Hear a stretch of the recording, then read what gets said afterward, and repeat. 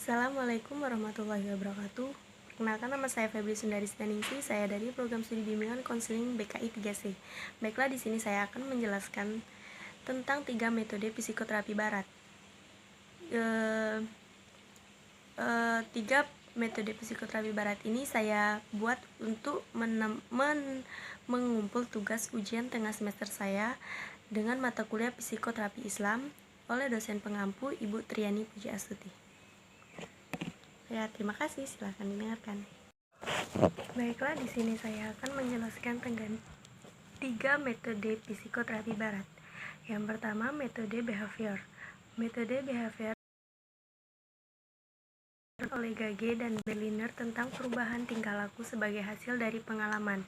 Kemudian teori ini berkembang menjadi aliran psikologi belajar yang berpengaruh terhadap pengembangan teori pendidikan dan pembelajaran dikenal sebagai aliran behavioristik. Aliran ini menekankan pada terbentuknya perilaku yang tampak sebagai hasil belajar. Teori behavior dengan model hubungan stimulus-responnya mendukung orang yang belajar sebagai individu yang pasif. Respon atau perilaku tertentu dengan menggunakan metode pelatihan atau pembiasan semata. Munculnya perilaku akan semakin kuat bila diberikan penguatan, akan menghilang bila dikenakan hukuman. Behavior tidak akan mempersoalkan apakah manusia baik atau jelek, rasional atau emosional. Behavior hanya ingin mengetahui bahwa perilakunya dikendalikan oleh faktor-faktor lingkungan. Dalam arti, teori belajar yang lebih menekankan pada tingkah laku manusia, memandang individu sebagai makhluk relatif yang memberi respon terhadap lingkungan. Pengalaman dan pemeliharaan akan membentuk perilaku mereka. Dari hal ini timbul konsep manusia mesin Homo mechanicus. Ciri dari teori ini adalah mengutamakan unsur-unsur dan bagian kecil bersifat mekanistik, menekankan peranan lingkungan, mementingkan pembentukan reaksi atau respon, menekankan pentingnya latihan, mementingkan mekanisme hasil belajar, mementingkan peranan, kemampuan dan hasil belajar yang diperoleh adalah munculnya perilaku yang diinginkan. Yang kedua yaitu metode humanistik. Prinsip dasar teori pembelajaran humanistik adalah humanistic oriented, pembelajaran yang berorientasi pada aspek kemanusiaan, di mana teori pembelajaran ini lebih mengedepankan bagaimana memanusiakan manusia. Penekanannya adalah bagaimana peserta didik diharapkan untuk mengembangkan potensi ataupun bakat yang ada pada diri masing-masing peserta didik. Teori belajar ini menekankan posisi peserta didik sebagai subjek yang bebas atau merdeka dalam memilih arah masa depannya. Jadi, teori humanistik ini juga dapat memberikan sumbangan bagi pendidikan alternatif yang dikenal dengan sebutan pendidikan humanistik, humanistic education, di mana pembelajaran humanistik berusaha mengembangkan individu secara keseluruhan. Melalui pembelajaran yang nyata, pengembangan aspek emosional, sosial, mental, dan model pembelajaran humanistik. Berdasarkan pada konsepnya, maka pembelajaran humanistik selalu mendorong pertumbuhan atau peningkatan kualitas diri manusia melalui pengarahannya terhadap potensi-potensi fitrah atau gifted.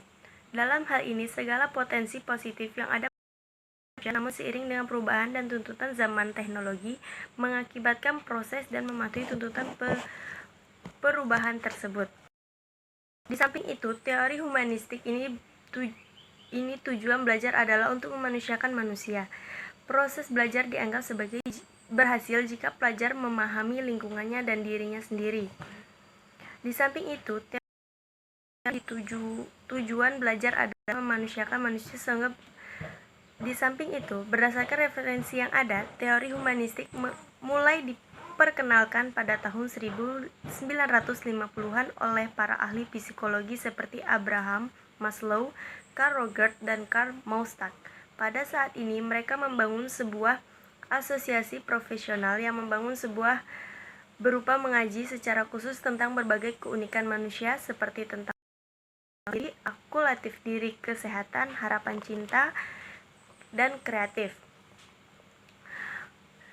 Adapun yang menjadi tujuan utama pada pendidik adalah untuk membantu isi self-didik dalam mengembangkan potensi yang dimiliki melalui proses mengenai diri mereka masing-masing.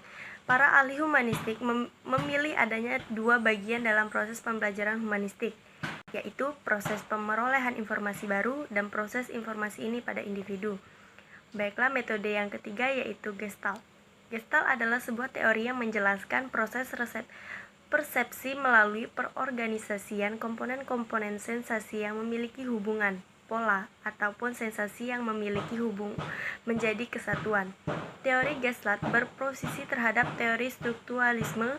Teori Gestalt cenderung berupaya mengurangi pembagian sensasi menjadi bagian-bagian kecil. Teori Gestalt banyak dipakai dalam proses desain dan cabang seni rupa lainnya, karena banyak menjelaskan bagaimana persepsi visual bisa terbentuk. Persepsi jenis ini bisa terbentuk karena 1. Kedekatan posisi, 2. Kesamaan bentuk, 3. Penutupan bentuk, 4. Kesinambungan pola, dan 5. Kesamaan arah gerak. Faktor inilah yang menyebabkan kita sering bisa merasakan keteraturan dari pola-pola yang sebenarnya acak.